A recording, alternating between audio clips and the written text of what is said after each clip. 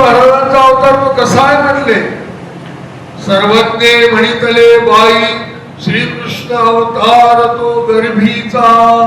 तेव्हा स्वामी म्हणतात बाई श्रीकृष्ण भगवंताचा जो अवतार आहे तो गर्भीचा अवतार आहे.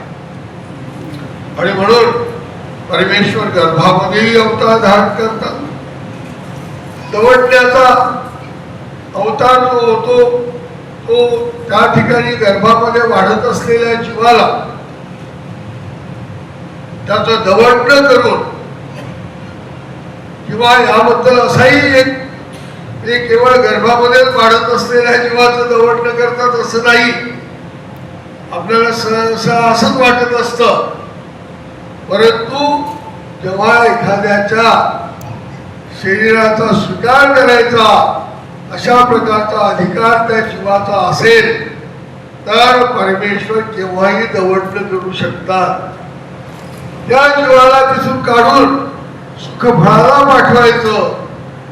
सुखफळ म्हणजे साधं सुद्धा सुखफळ नाही, तर डायरेक्ट चैतन्य विद्यावंताला जे फळ प्राप्त होतं त्या चैतन्य मायेच्या फळाला, चिच्चळ फळाला पाठवायचं. आणि त्या ठिकाणी त्या देहामध्ये आपण प्रविष्ट होऊन तो दवडण्याचा अवतार स्वीकार करायचा. त्याचं उदाहरण म्हणून आपल्याला विहित अवतारांमध्ये श्री गोविंद प्रभू बाबांचा अवतार दिसतो की त्या गर्भामध्ये एक अशा प्रकारचा जीव वाढत होता की ज्याचा फार चांगला अधिकार होता की त्याच्या शरीराचा स्वीकार गर्भामध्येच परमेश्वराने स्वीकार करावा अशा प्रकारचा अधिकार होता. तो जर पुढे जन्माला आला असता तो जीवात्मा, तर त्याची या पद्धतीची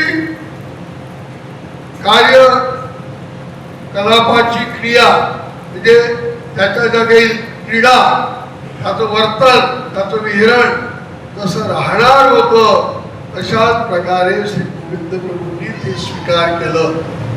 परमेश्वर सकळी जीवधर्म देहधर्म स्वीकरिती. हा मानव तत्वज्ञानाचा फार मोठा अवतारवादाचा सिद्धांत आहे. हिंदू धर्मामध्ये अवतारवादाला फार मोठं महत्व आहे, परंतु त्या अवतारवादाचं व्यवस्थित विश्लेषण आपल्याला इतरत्र फारसं दिसत नाही.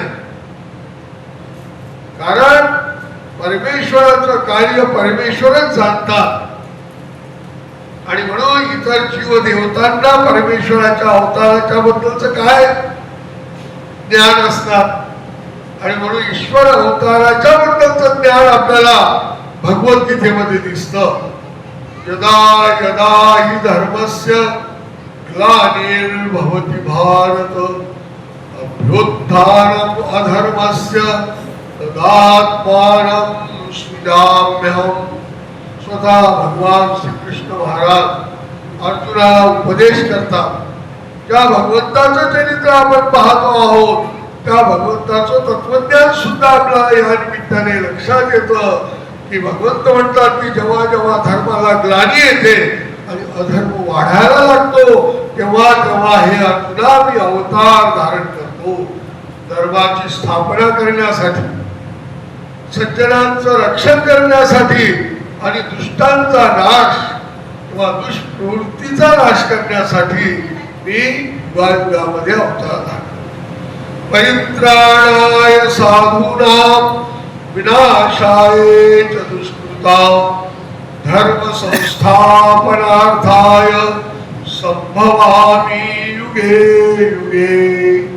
हा खऱ्या अर्थाने अवतारवादाचा जो संक्षेपामध्ये जो सिद्धांत श्रीमद भगवद्गीतेत मांडलेला आहे एवढ्या संक्षेपानेही तो इतरत्र कुठे मांडलेला आपल्याला दिसत नाही की परमेश्वर कसे अवतार धारण करतात. या जगाचा त्वमादिदेव पुरुष पुराण. अर्जुन सुद्धा भगवंताचं जे काही वर्णन स्वतः भगवंतानी केलेलं ते ऐकून त्यांची स्तुती करतो की त्वमादिदेव पुरुष पुराण. हे पुरुष, पुराण पुरुष, पुरुषोत्तम परमात्मा, अव्यक्त परमेश्वर, परमेश्वर सर्वत्र व्यापक भरून भरून उरलेला आहे. अदृश्य अव्यक्त अनंत ब्रह्म आनंद घन असा तो परमात्मा आहे.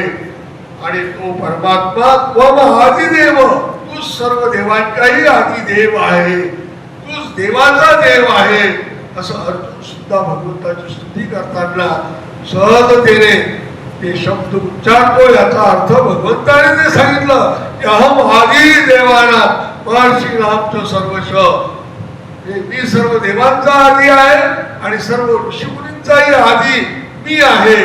माता धाता पितामह, या जगाचा माता धाता आणि पितामह सुद्धा मीच आहे. मत्ता परम नान्य किंचित अस्ति धनंजय, माझ्यापेक्षा श्रेष्ठ कोणीच नाही, मीच सर्वश्रेष्ठ आहे. काय काय भगवंतांनी स्वतःच वर्णन करून सांगितलेलं आहे. आणि असा तो अव्यक्त परमेश्वर, तो आनंद घन आहे, सर्व व्यापक आहे. आणि तो अव्यक्त स्थितीमध्ये असताना फक्त सृष्टी रचनेची प्रवृत्ती, अवतार धारण करण्याची प्रवृत्ती आणि रचलेल्या सृष्टीचा आता काही उपयोग राहिलेला नाही. सर्व जीवांना ज्ञान देऊन झालेला आहे.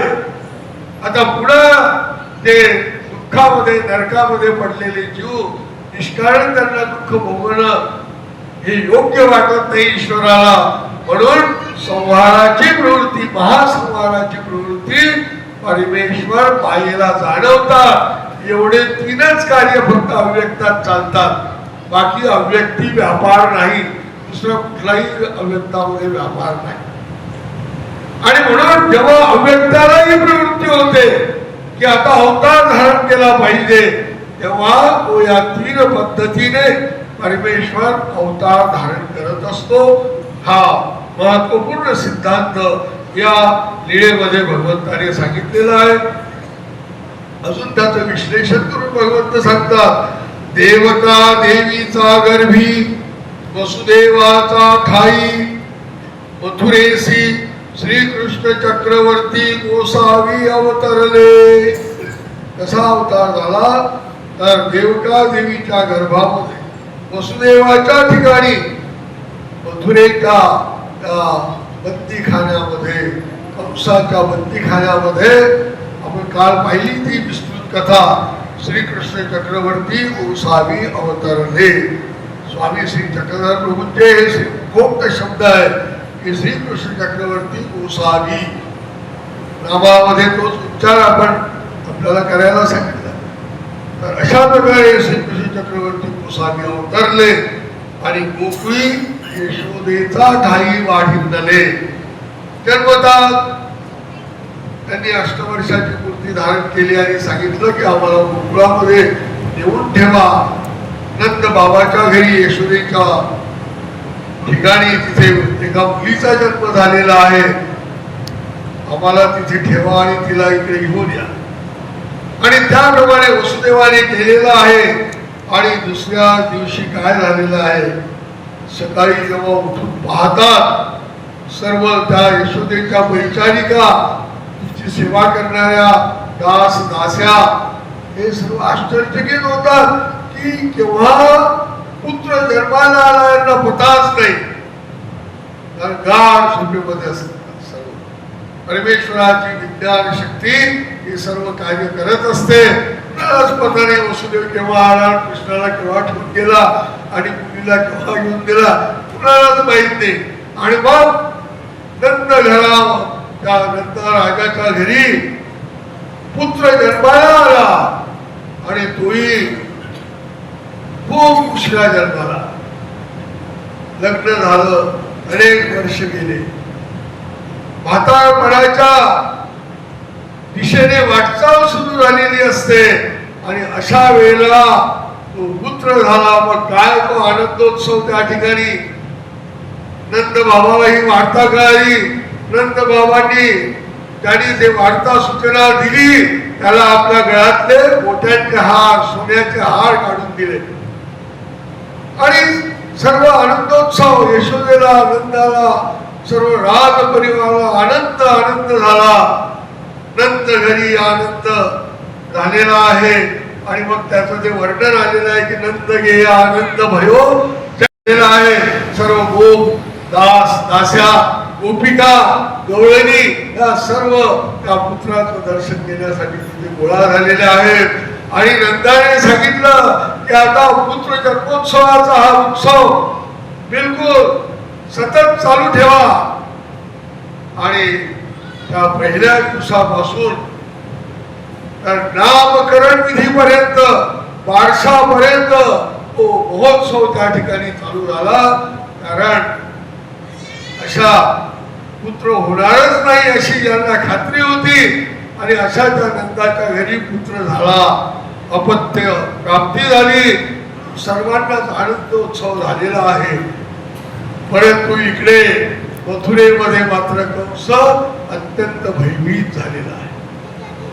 कारण ज्या मुलीला वसुदेवाने आणलेलं असतं यशोदेच्या पासून उचलून आणि तिला तो मारण्यासाठी जेव्हा गरगरा फिरवू लागतो आणि आपटणार तेव्हाच ती हातातून निष्ठून आकाशामध्ये अकराळ रूप धारण करते, महादेवीचं रूप धारण करते आणि सांगते की अरे कंसा, तुझा वैरी तुझा काळ तेव्हाच जन्माला आलेला आहे. आणि तो घाबरून जातो. इकडे त्याच्या असुर लोकांच्या ज्या काही म्हणजे सभा आहेत त्या सुटून जातात. कुठे जन्माला असेल माझा वैरी, कुणालाही काही कळायला मार्ग नाही. आणि इकडची वार्ता दुसऱ्या दिवशी सकाळी जेव्हा आनंदोत्सव चालतो नंदाच्या घरामध्ये आणि तेव्हा ती वार्ता मथुरेमध्ये काही दहीदूध लोणी घेऊन जाणाऱ्या गोपिका असतात त्या गोपिकांच्या माध्यमातून मथुरेमध्ये हा संदेश जातो, ती वार्ता कळते. आणि अशा प्रकारे त्याचे गुप्त पहारेकरी जे हे असतात ते सर्व वसुदेवाला आपला कंसाला सांगतात की अहो आश्चर्य झालं म्हटले, आजच्या रात्री नंदाच्या घरामध्ये पुत्र जन्माला आलेला आहे आणि नंदाचं आणि वसुदेवाचं साक्षात्व आहे हे कंसालाही माहिती होतं. हे दोघं फार घनिष्ठ मित्र आहेत. निश्चित काहीतरी काळवेळ या ठिकाणी झालं असावं.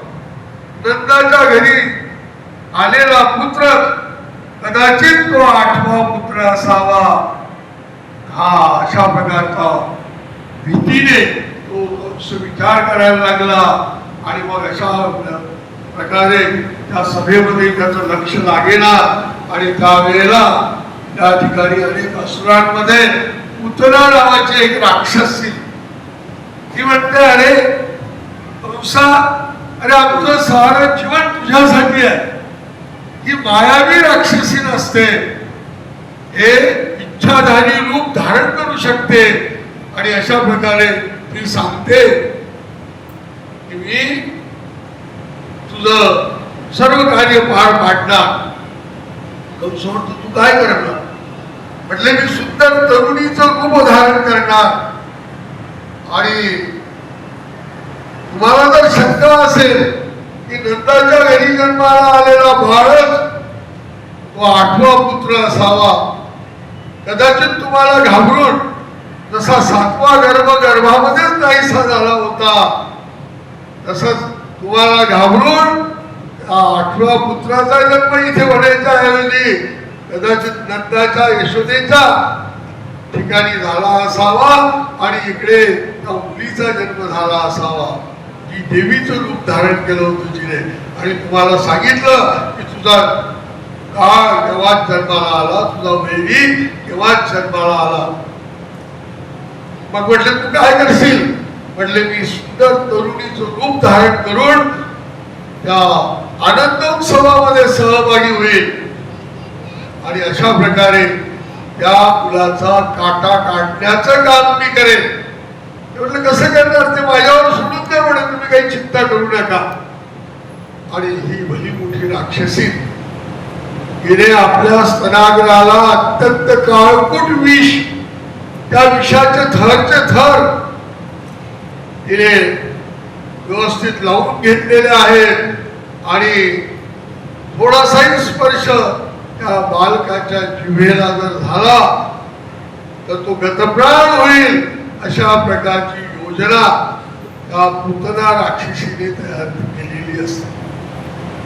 तो म्हणतो ठीक आहे, तुझा जर एवढा आत्मविश्वास आहे, तू त्याला ठार करू शकशील, हे तुझ्या सर्व यंत्रणेतून मला कळालेलं आहे आणि कुणाला कळणारही नाही बालक का मेलं म्हणून. तर फार चांगली गोष्ट आहे म्हटले, आपला सर्व कार्यभाग तू आटोपून घे, तुला जेवढं म्हणशील तेवढं मी बक्षीस देईन. तेव्हा ते पुन्हा म्हणणारे सर्व जीवन तुमच्यासाठी समर्पित आहे म्हटले. कंसराजा, तू असुरांचा आश्रयदाता आहेस आणि म्हणून आमचं जीवनच तुझ्यासाठी समर्पित आहे. काय करायचं आहे म्हटले आम्हाला कशाचं. आणि ती विडा घेऊन निघते त्या ठिकाणी की मी विजय प्राप्त करून येते, कुणाला कळणारही नाही आणि सहजतेने मी कृष्णाचा त्या बाळाचा नायनाट करून. आणि त्याप्रमाणे त्या ठिकाणी ते जाते. भगवान गोपाल कृष्णाचा अवतार असा झालेला आहे आणि तो आनंदोत्सव 2-4 दिवस होऊन गेलेला आहे. जवळपासच्या अनेक राज्यातून त्यांचे जे हितसंबंध असतात हे पाहण्यासाठी लोक यायला लागलेले आहेत की नंदाला पुत्र झाला, नंदाला पुत्र झाला, त्याचंही दर्शन घेतलं पाहिजे म्हणून गाठी भेटी देण्यासाठी लोक येत आहेत. अशाच प्रकारचा एका सुंदर राग वंशातील एखाद्या तरुण स्त्रीचं रूप धारण करून पूतना राक्षसी सुद्धा त्या ठिकाणी आलेली आहे. आणि असा वेळ तिने पाहिला आहे की जेव्हा आता त्या यशोदेच्या महालामध्ये आता कोणी बाहेरचे पाहुणे वगैरे आलेले नाहीत, केवळ दास दास्याच त्या ठिकाणी आहेत आणि यशोदा त्या ठिकाणी आहे. आणि ती जाते. त्या पुतनेला पाहिल्यानंतर यशोदेला फारच एक आकर्षण निर्माण होतं की पुण्यातही राजघराण्यातली स्त्री असावी. आणि दाशांना ती सांगते, जा त्यांचं स्वागत करा. आणि त्यांचं स्वागत करून तिला घ्यायला येतात आणि तिच्या जवळ सहजपणे अलगद यशोदा आपला बाळकृष्णाला देते. आणि दिल्यानंतर ही बाळ चांगला त्याच्याबरोबर लाड प्यार वगैरे दाखवते, बोलायला लागते त्या लहानग्या बाळाचं दर्शन घेता घेता. आणि पाहते की आता यांच्या समोर याला स्तनपान करणं काही योग्य नाही. आणि म्हणून त्या बाळाला घेऊन आनंदित झाल्याचा आविर्भाव दाखवून ती इकडे तिकडे फिरायला लागते. आणि त्यांना मोठं समाधान वाटते की पहा किती हर्ष झालाय या तरुण स्त्रीला. आणि त्यांना आनंद वाटतो. आणि एका बाजूला ती जाते आणि त्या बालकृष्णाच्या मुखामध्ये आपलं स्तन टाकून त्याला स्तनपान देण्याचा प्रयत्न करते. आणि तिला वाटत असते की बस ह्याच्या तोंडामध्ये फक्त हा विषाचा प्रवेश झाला की हा तळफळून मरणार आणि आपण निघून जाणार लगेच. परंतु भगवान श्रीकृष्ण आहेत ते बालपणामध्येच त्यांची अलौकिक अशा प्रकारची लीला जी सुरुवात होते आपल्याला पाहिलेलं आहे जन्मापासून, ती आता खऱ्या अर्थाने पुतनेपासून आपल्याला त्या बाललीळेचा एक एक फार मोठा चमत्कार आणि बाललीळेचं फार मोठं वर्णन आपल्या लक्षात घ्यायचं आहे. मित्र, हे वर्णन, हे चरित्र हे आपल्याला का आठवायचं आहे